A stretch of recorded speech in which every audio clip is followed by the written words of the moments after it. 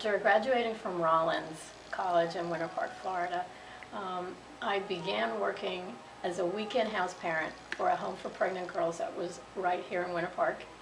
And some of the girls did not place for adoption, but some did, and they used an agency that was in Maitland at the time.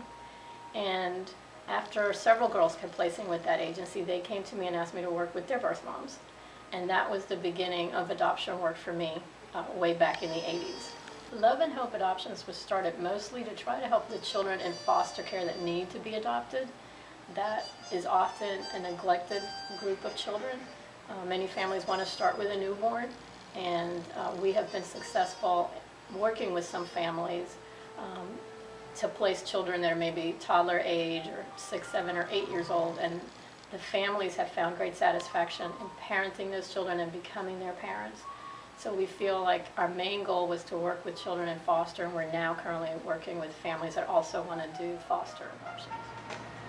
A home study is the very first step in the adoption process. It is needed so that you are approved for adoption. Your home study will include a bio of your life and all kinds of information about your life, including financials, health information, your criminal background check information. It is needed if you're applying for grants, if you're applying for a visa because you're doing an international adoption. You will need it to finalize in court.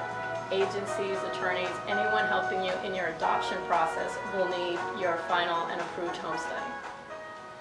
Once an adoptive family is ready to begin their home study, we email them a packet that includes all the instructions step by step, what they need to do. Of course, if they have any questions, they can call us or email us, and we're always available for them. But they can get started that very first day right away. We email them the questions that they're also going to be asked during the home visit, so they don't feel like, oh my gosh, we don't know what we're going to be asked. And we try to minimize the stress throughout the entire process and make it very friendly.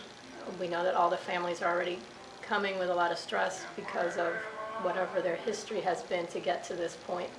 So we try to make it very simple. We try to minimize the paperwork.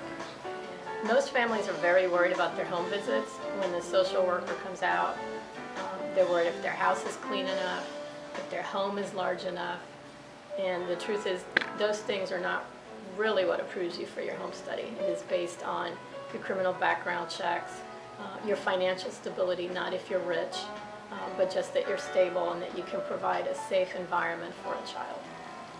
After an adoptive family has begun their home study, their assigned social worker will go out, usually about 2 weeks from that day.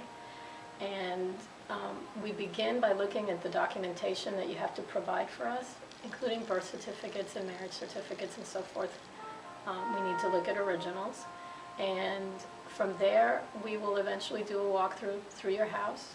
Of course, see the child's room, the backyard if you have one, depending on if you're in an apartment, a townhome, or a house. The visit should be a relaxed one, so the family does not need to worry, again, that their home is super clean. That seems to be a stressor for families for some reason, and you can tell when you walk through that the place is very, very shiny. And even when they have pets, there isn't a single pet hair anywhere in the house, so you know they've been scrubbing. And we really always emphasize for them to relax and be themselves when we come and do the visit.